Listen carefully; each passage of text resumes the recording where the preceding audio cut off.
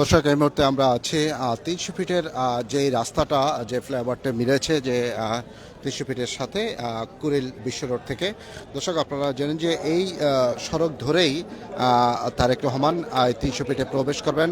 আমরা সকাল থেকে দেখেছি যে এই জায়গাটাতে প্রচুর পরিমাণের সারা বাংলাদেশ থেকে মানুষজন এখানে প্রবেশ করেছে। তবে এখন নিরাপত্তার স্বার্থে তারেক রহমান বাংলাদেশে ঢুকে যাবেন, সেই সুবাদে এই রাস্তা দিয়ে প্রবেশ করবেন ৩০০ ফিটের সেই সড়কে।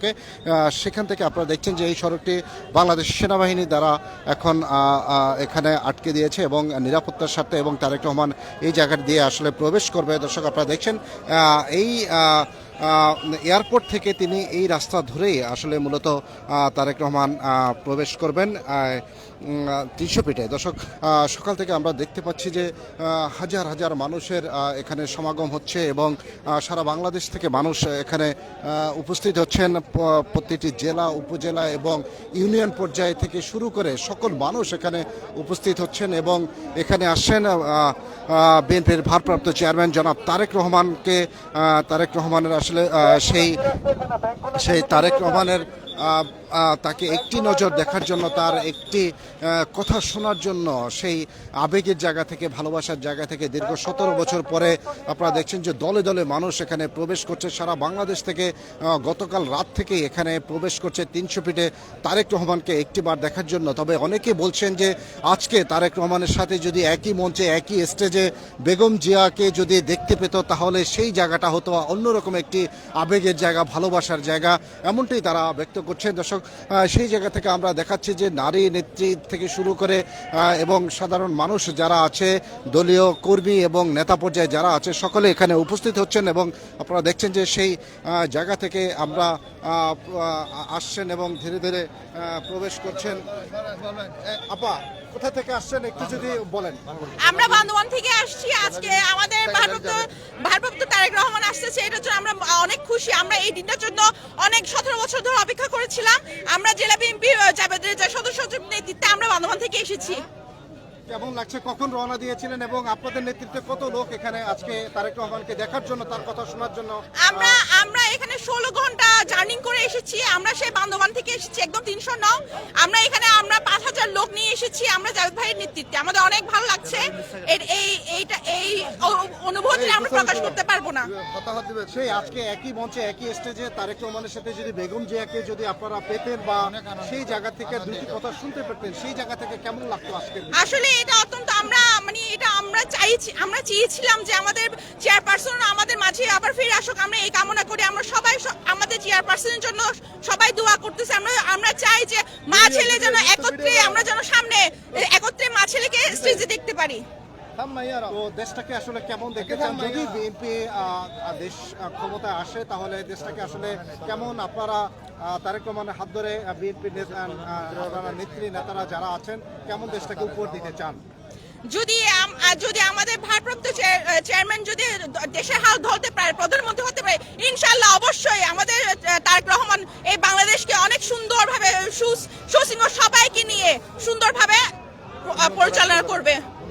কেমন লাগছে আজকে এত ঘন্টা জার্নি করে আসলেন, এই যে ঠান্ডার ভিতরে ৩০০ ফিটে এসে প্রবেশ করলেন মাত্র, তো সেই জায়গা থেকে কেমন লাগছে একটু? এই কষ্টটা কষ্টই নয়। যখন আমি এখন এখানে এসেছি, এই আমাদের তারেক রহমানের জন্য এত আয়োজন, এত মানুষের ঢল দেখতে পেয়ে এই জার্নিটা, এই কষ্টটা কোনো কষ্টই মনে হচ্ছে না। একটি মঞ্চ, একটি ইতিহাস হতে যাচ্ছে আজকের এই সমাগমকে কেন্দ্র করে। জনসমুদ্র লোক নিচ্ছে মানুষের আজকের এত ভিড়ে। তো সেই জায়গা থেকে আজকে ইতিহাসের পাতায় সাক্ষী হতে পারে কেমন লাগবে? এই ইতিহাসের সাক্ষী হতে পারে আমি অত্যন্ত আনন্দিত।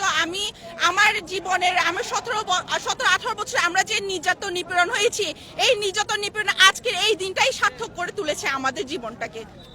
এইবার নির্বাচনে কেমন ভোট আশা করছেন? কেমন মানুষের উপস্থিতি সমাগম হবে আপনারা ধারণা?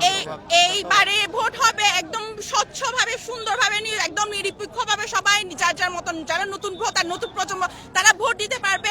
তারা অনেক আগ্রহী সহিতে ভোট দেওয়ার জন্য অনেক আগ্রহীভাবে বসে আছে। এই ভোটটা, এই নির্বাচনটা সুস্থ সবলভাবে হবে আশা করি আমরা। আপনি বান্দরবানে কোন পদে আছেন? আমি বান্দরবান জেলা মহিলাদের সাংগঠনিক পদে আছি। ধন্যবাদ। দর্শক, যেমনটি শুনছিলেন যে আসলে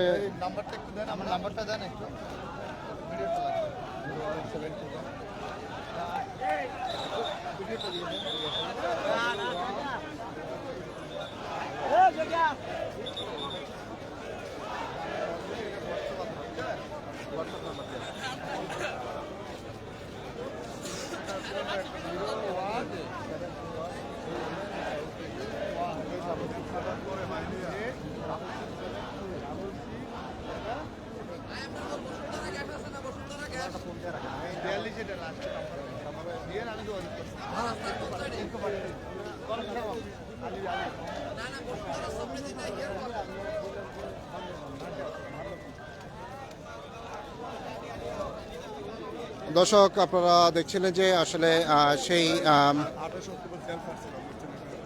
আপনি কি বলতে চাচ্ছেন বলেন তো? আমি বলতে চাচ্ছি যে 17 বছর আমরা যে ভোটের জন্য আন্দোলন সংগ্রাম করতে গিয়ে নির্যাতন হয়েছিলাম স্বৈরাচার, 2024-এ স্বৈরাচার পতন হয়েছে। আর যেহেতু আমাদের তারেক রহমান এই স্বৈরাচারের নির্যাতনে, আমাদের ম্যাডাম খালেদা জিয়া এই স্বৈরাচার নির্যাতনে বর্তমানে অসুস্থ আছেন। আমি দোয়া করি আল্লাহ ওনাকে যেন দ্রুত সুস্থ করে দেয় আমাদের মাঝে ফিরে।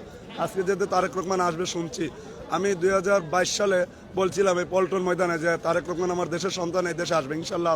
আমার ওই কথাটা সত্যি হতে যাচ্ছে। তো এই জন্য আমি সিলেট থেকে গতকালকে রওনা দিয়ে আসছি। কারণ আমি 70 বছর নির্যাতনে নিপীড়নে আমি একবারে নিঃস্ব হয়ে গেছি। এই স্বৈরাচার আমার মতো হাজার হাজার ভাই নিঃস্ব হয়ে গেছে।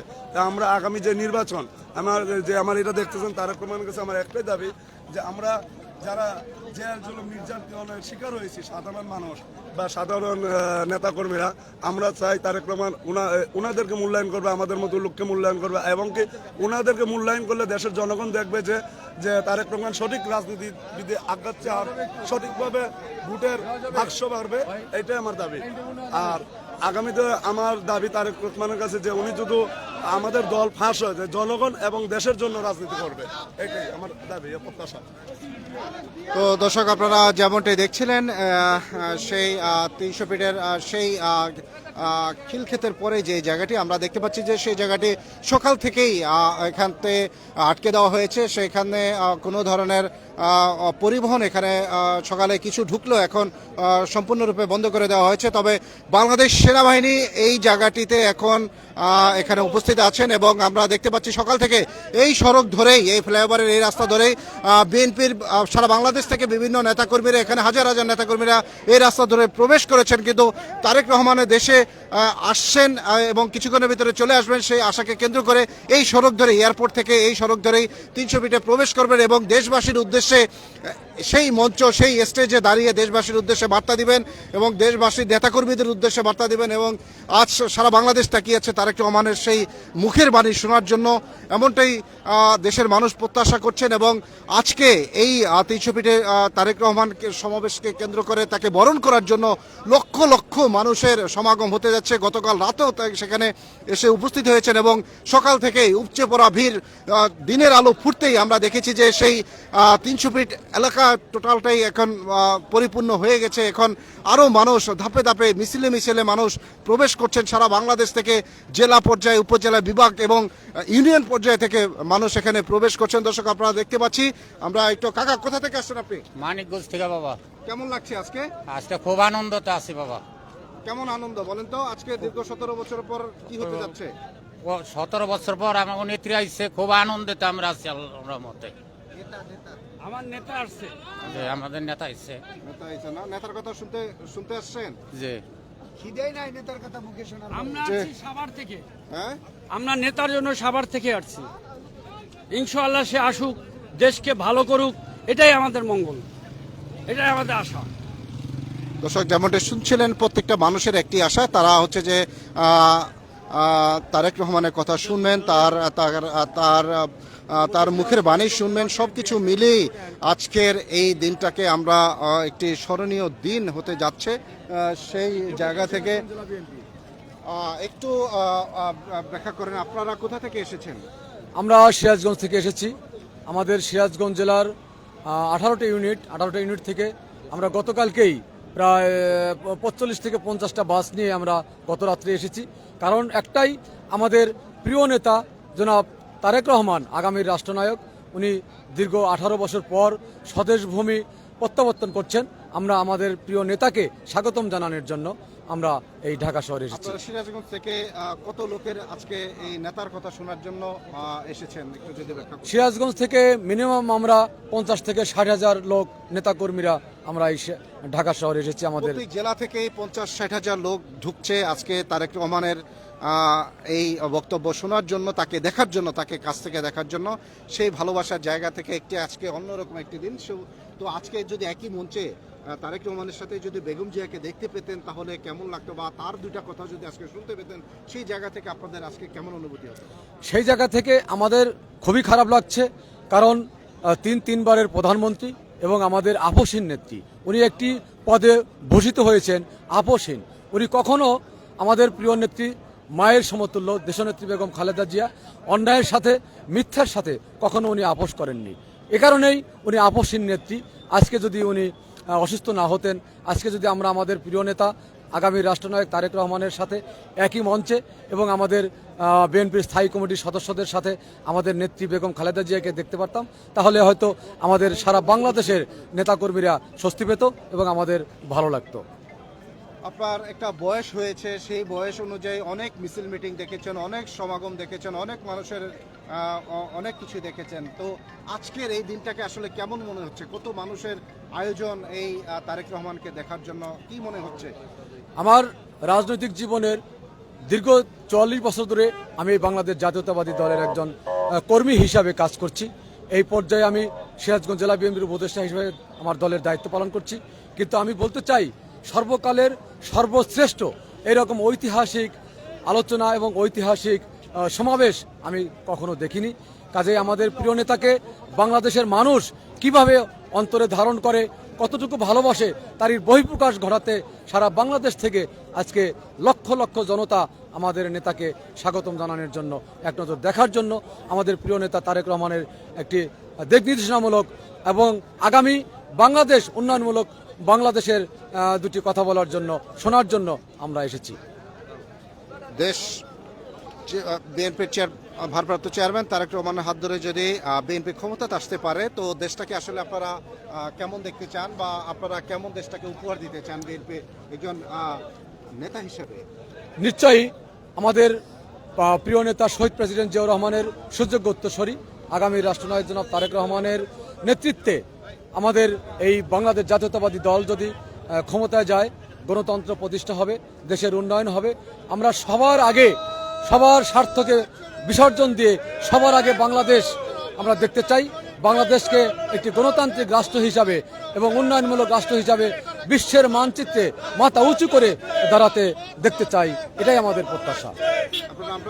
আমার নাম মোহাম্মদ আব্দুল সালাম, উপদেষ্টা, সিরাজগঞ্জ জেলা বিএনপি।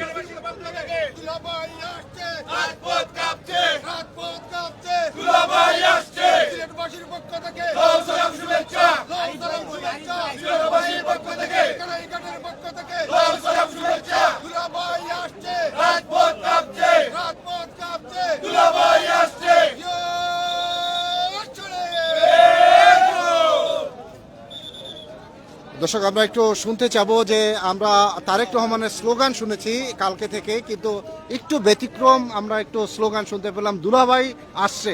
বিষয়টা একটু ব্যাখ্যা করেন।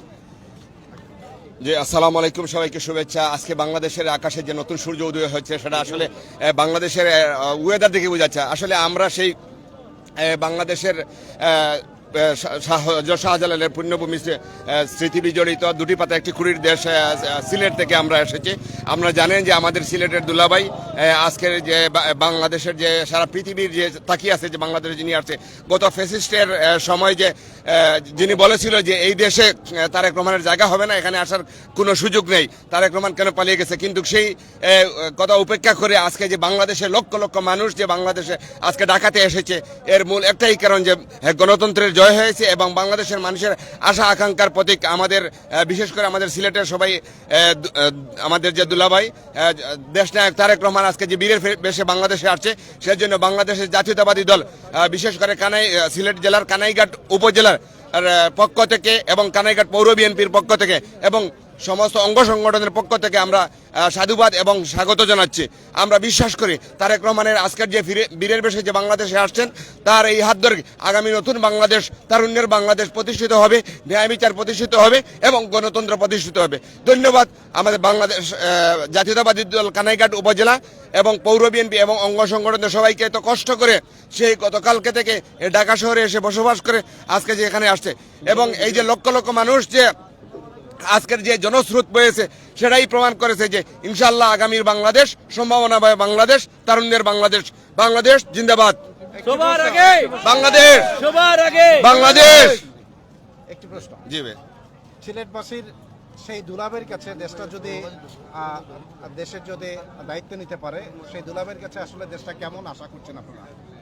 আমি আগেই বলছি যে তারুণ্যের যে স্বপ্ন, যে আমরা যে 2024-এ যে জন আকাঙ্ক্ষা, যে গণতন্ত্রের যে আমরা লক্ষ লক্ষ শত শত হাজার হাজার যে প্রাণহানি গেছে, ছাত্র জনতা মারা গেছে, যুবক মারা গেছে, কৃষক মারা গেছে, আমরা তাদের যে রক্তের বিনিময়ে যে নতুন বাংলাদেশ রচিত হচ্ছে, আমরা আশা করব যে গণতন্ত্রের একটা বাংলাদেশ এবং কৃষি নির্ভর বাংলাদেশ, তারুণ্যের বাংলাদেশ যেন প্রতিষ্ঠিত হয়, এই আশা আমাদের সিলেটবাসীর পক্ষ থেকে। ধন্যবাদ। ধন্যবাদ।